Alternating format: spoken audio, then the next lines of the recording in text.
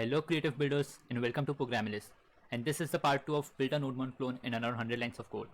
And if you have not watched part 1, I would highly suggest you go and watch that. The link would be in the cards in the top right or it would be in the description. So let's get started. So now we'll implement the functionality where you can watch if some file has changed in the folder and you can restart the process. So in the base node there is a module called fs and there's a method called fs.watch, and using that you can keep an eye on the folder structure and you can see if any new folder file has been added or deleted, and you can call a callback. But there have been some problems where sometimes that is being triggered twice in some operating system, and in some operating system it is not working really well. So for that we'll be using a third party module, and the name of the module is Chaukidar. So what I can do is I can create a new terminal and I can install it. So I can say npm I Chaukidar and just hit enter. So now Chaukidar is installed.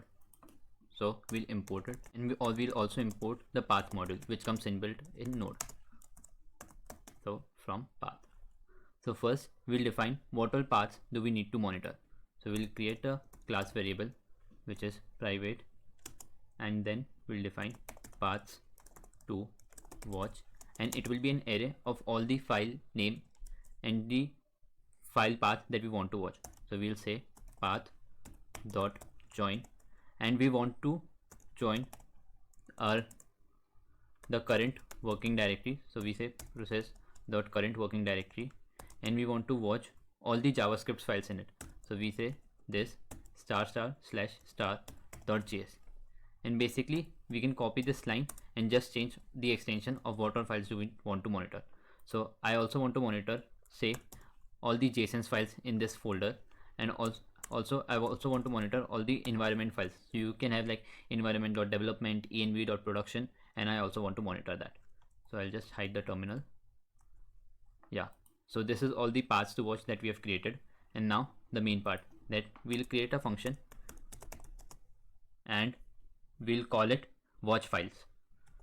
So watch files, and it will be a simple arrow function, and we can call Chaukidar dot watch, and we can pass it all the paths that we want to watch. So this dot paths to watch, and then we can specify what all things do we want to ignore. So I want to ignore if there are any changes in the node modules. So I can say */ node modules and / anything inside this folder I want to ignore, even if it contains a JSON.js.json or any kind of environment files. And then I want to ignore the initial, so I'll say ignore initial to true, which means when we are calling this watch for the first time, we don't want the process to restart, because we will already call start process first and then we will call watch files, and then we will pass what is the callback function that we want to call, or we can also chain it. So first let's do like this, and then we can call on, and then we can call all, so that if any file is added or a folder is added or a file is deleted, edited, or a folder is deleted, this function will be called. So it will be an async function, and what we'll do is first we'll await and we'll call this dot reload function. So reload, and then we'll pass it why are we reloading it. So we can say that the file has changed. Currently we have not implemented this reload function, so let's implement it.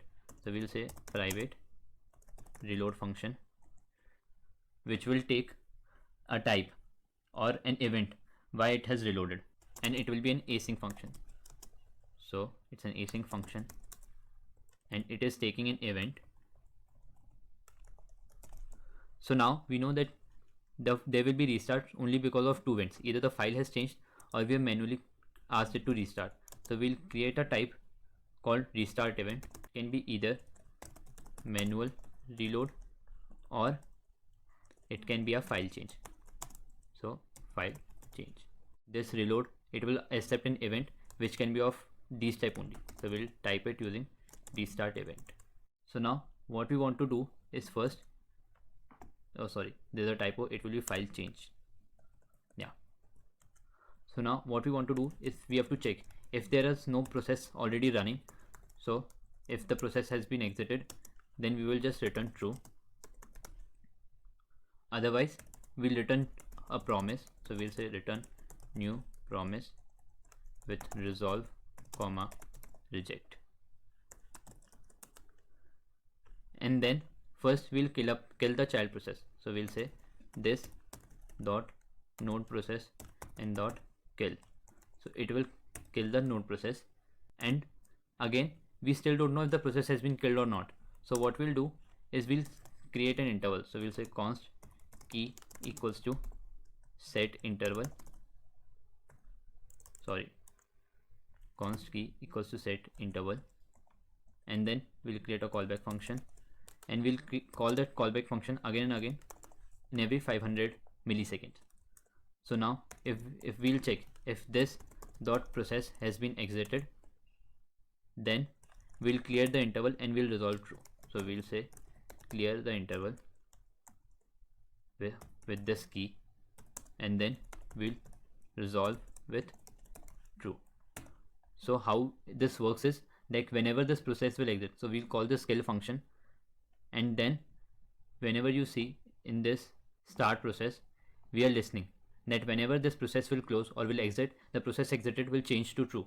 So here we are creating a loop, and we'll check every 500 milliseconds that the process has exited or not. If it has exited, then we'll clear this interval and we'll resolve true. So the problem with this approach is, imagine if you have some file that creates a child process. Now you send a kill signal to that file, but its child is not cleared and the child is still hanging. It is called an orphan child because the parent of it has been killed, but it has not been reaped in that way.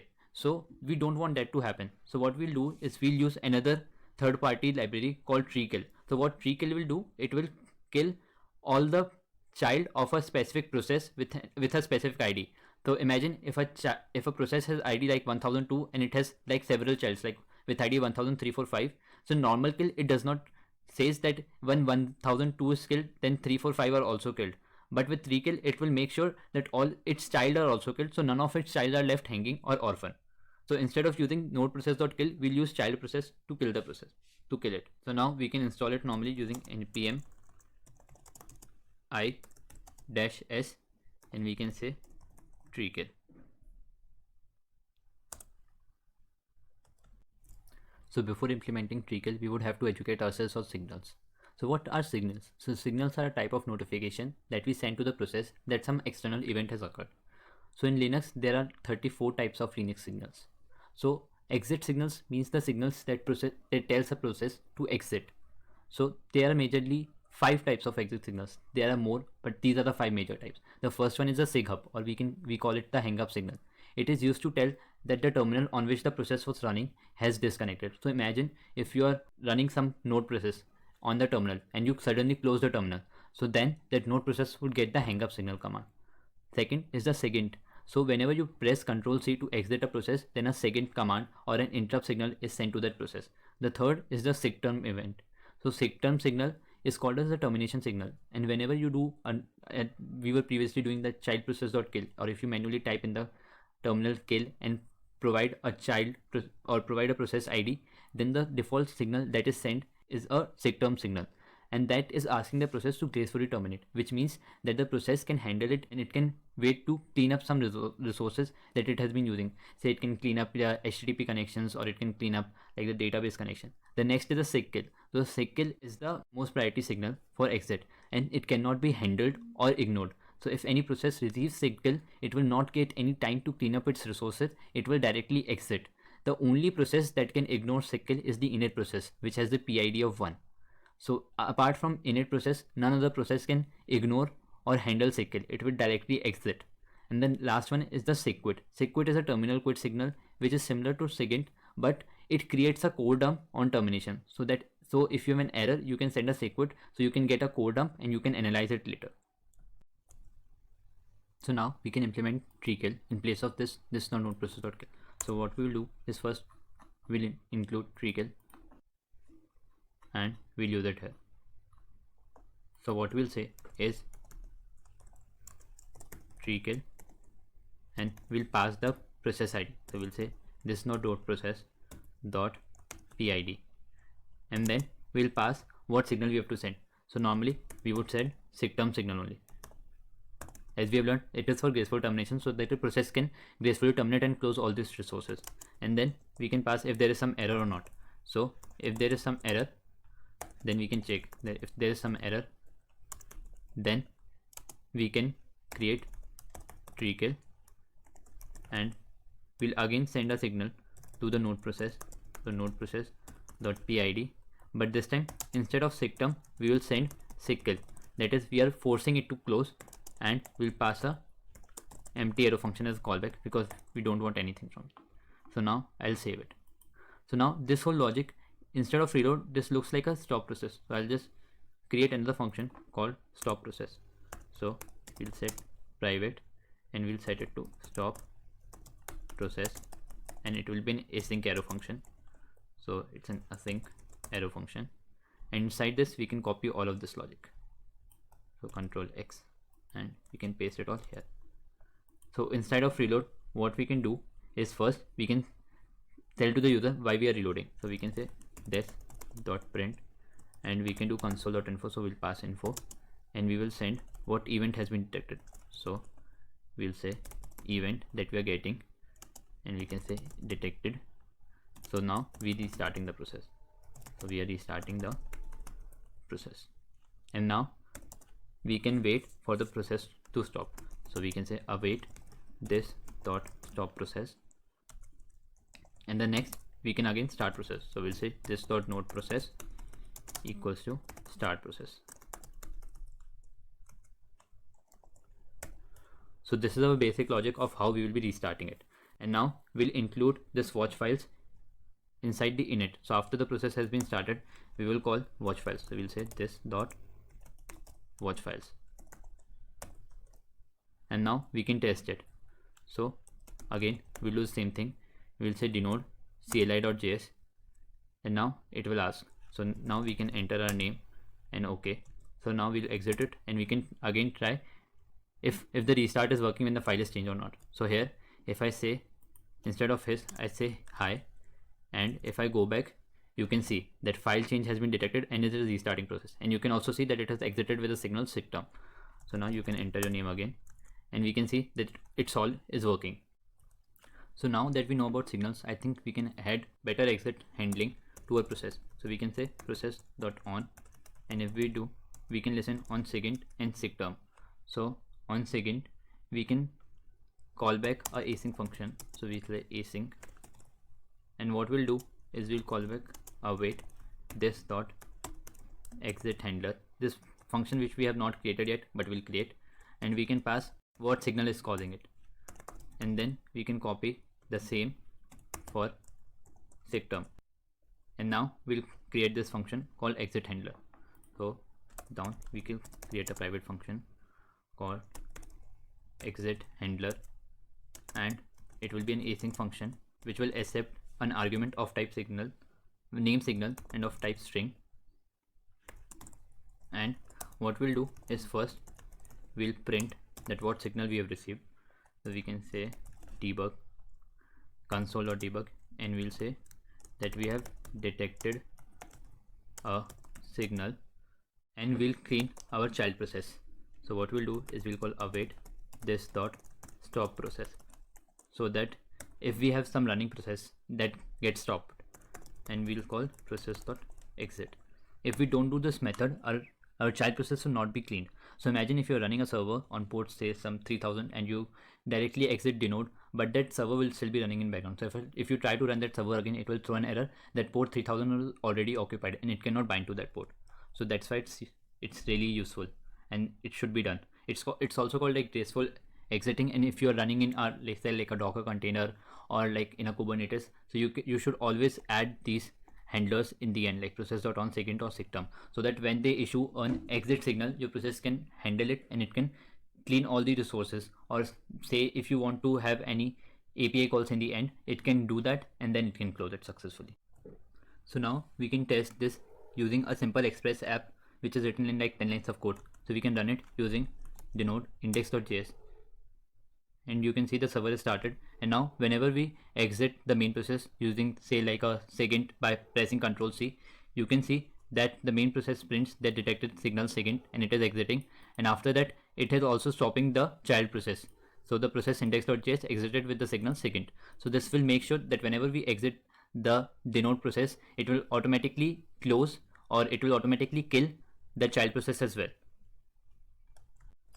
So there can be a scenario where imagine you have like multiple JavaScript files open and you made some changes to all of them but you did not save them. So now you can do Ctrl S on all of them, and what it will do is it will create multiple watch events, and every time this reload function will be called. So imagine like in a second like 5 or 10 files if you have saved, so then this would be called like 5 or 10 times. So that could be very CPU intensive because every time the process has to shut down and it will create a new process, and it can also be time consuming if it is queued. So if a process takes some time to close, so it will wait for 1 second, and then another change scheduled or is in the queue, so then it will go down, then another process will come up. So that can queue up and it can take your time also, reduce the developer experience, and it can be very CPU intensive also. So what we'll do is we'll use debounce. So let us first implement it and then we'll understand how it works. So first we'll create a class variable called previous reload. It can be undefined or Node.js timeout. So what we'll do is first we'll delay every event by 1000 milliseconds. So what we'll do is if we get a reload event, we'll delay it by 1 second, and then in that 1 second if we get new reload event, then we won't trigger the old one.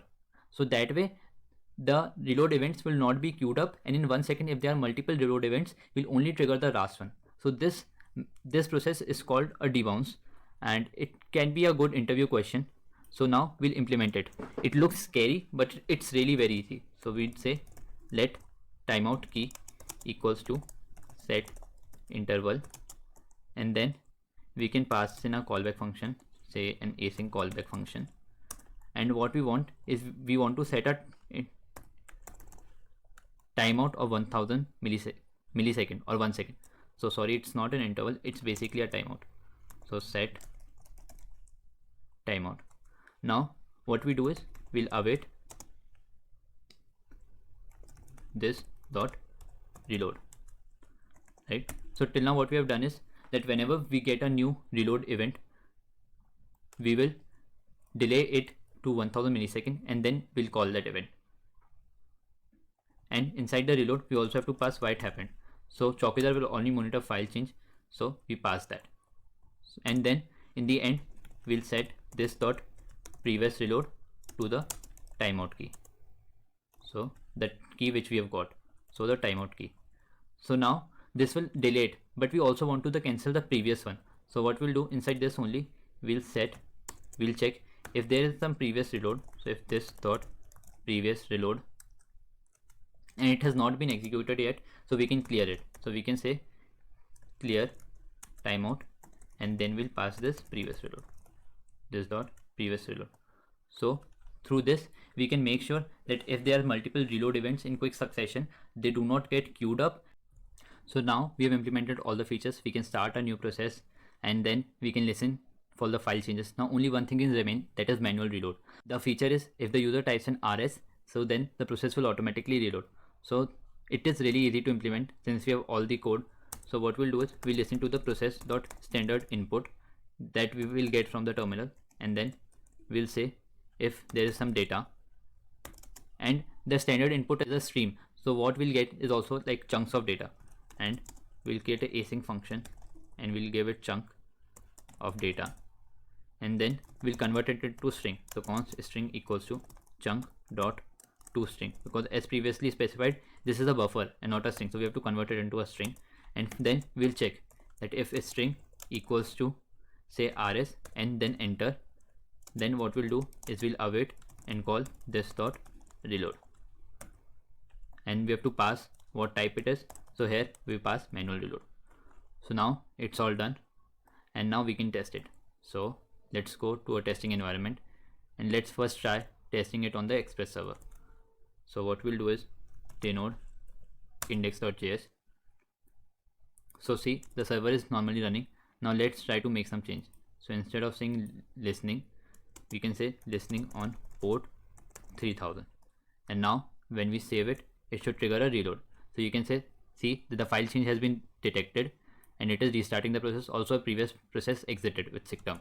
Now we can see if the RS functionality is on. So if I type RS and press enter, you can see that the manual reload has also been detected, and the previous process has been exited with sigterm. And now you can press Ctrl C and see that the child process has been cleaned up successfully. So process index.js exited with signal SIGINT, and the main process exited with SIGINT. So here we implemented all the functionality. We created a NodeMon clone in under almost like 100 lines of code. So let's just go through it once again. So what we learned is spawning, how to spawn a new process, what is the difference between say spawn and exec.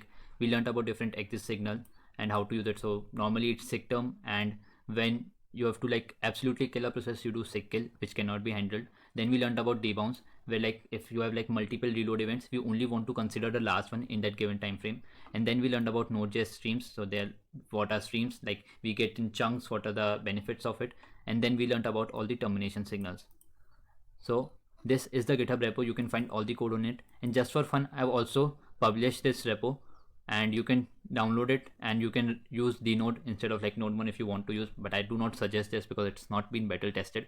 So you can do npm i-g dnode and you can use it.